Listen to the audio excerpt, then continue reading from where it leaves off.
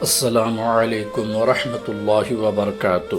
آپ سب لوگوں کو ہماری طرف سے رمضان المبارک کا دوسرا جمعہ مبارک ہو۔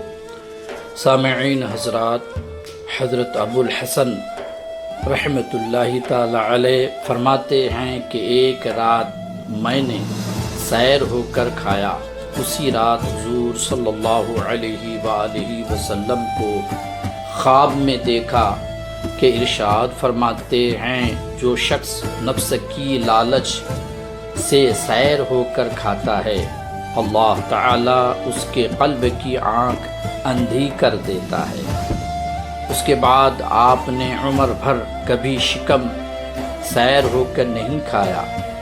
اور حضرت ذوالنون مصری رحمۃ اللہ علیہ فرماتے ہیں کہ میں نے جب کبھی پیٹ بھر کر کھانا کھایا تو گناہ کیا یا گناہ کے ارادہ میں مبتلا ہوا۔